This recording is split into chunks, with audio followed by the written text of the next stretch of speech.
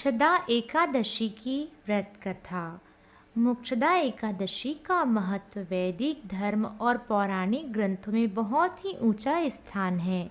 यह एकादशी मार्गशीर्ष शुक्ल पक्ष की 11वीं तिथि को आती है।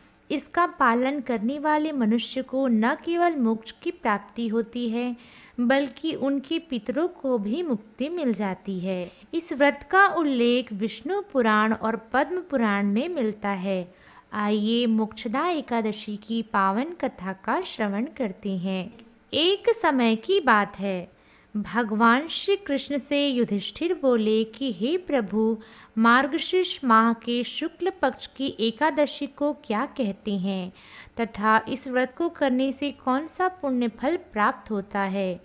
तब भगवान श्री कृष्ण ने कहा कि हे युधिष्ठिर, मैं तुम्हें इसकी पौराणिक कथा सुनाता हूँ, तुम ध्यान पूर्वक सुनना। प्राचीन काल में गोकुल नाम का एक नगर था।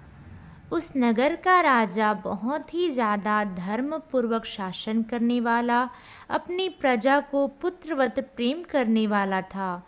वह धर्मज्ञ था, साधु संतों का सम्मान किया करता था। इस प्रकार से वह राजा अपनी प्रजा के साथ न्याय पूर्वक शासन कर रहा था।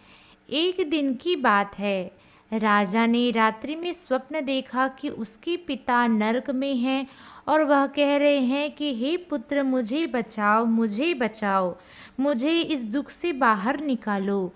ऐसा स्वप्न देखकर राजा बहुत ही ज़्यादा विचलित हो गया। प्रातःकाल राजा ब्रह्म मुहूर्त में जाकर भगवान का पूजन किया तथा अपने गुरुओं और विद्वानों के पास जाकर रात्रि के स्वप्न को पूछा और उनसे इस समस्या का निदान भी पूछा।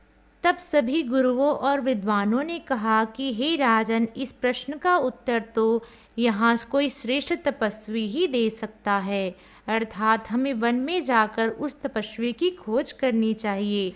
तब राजा अपनी समस्या लेकर नगर में स्थित जहाँ परम ज्ञानी परम ऋषि पर्वतर तपस्या कर रहे थे, उनके चरणों में नमन करके कहा कि हे प्रभु, आप मुझे बताइए कि मेरे पिता नरक में क्यों हैं तथा उन्हें नरक से मुक्ति कैसे मिलेगी।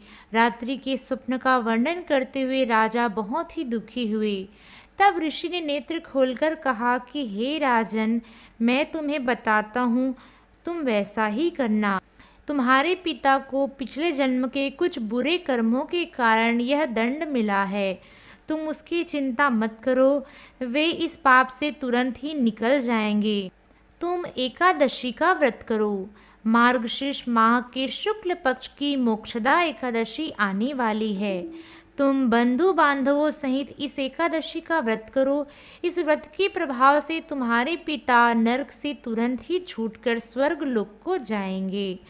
तब उस राजा ने अपने बंधु बांधवों सहित जब एकादशी आई तो उस एकादशी का व्रत किया और उसका पुण्य फल अपने पिता के निमित्त कर दिया। मोक्षदा एकादशी के व्रत के प्रभाव के कारण राजा का पिता तुरंत ही नरक से निकलकर देव विमान में बैठकर स्वर्ग लोक की ओर गया और अपने पुत्र को आशीर्वाद देते हुए कहा कि हे पुत्र, तुम्हारा आभार है, तुम्हारे ही कारण आज मैं नरक से मुक्त हुआ हूँ। अपने पिता को स्वर्ग जाते हुए देखकर राजा बहुत ही ज़्यादा प्रसन्न हुआ तथा अपने जीवन भर वह एकादशी व्रत करने लगा। कहते हैं कि मोक्षदा एकादशी बहुत ही श्रेष्ठ एकादशी है। इस व्रत को करने से मनुष्य के पितर को मुक्ति मिल जाती है, आत्मिक शांति मिलती है। यहाँ तक कि मोक्षदा एकादशी के दिन ही भगवान श्री कृष्ण ने अर्जुन को गीता का उपदेश किया था, अर्थात श्रीमद् भगवत गीता आज के दिन ही प्रकट हुई थी। इसलिए इसे गीता जयंती के रूप में भी मनाया जाता है। ओम नमो भगवते वासुदेवाय। राधे राधे।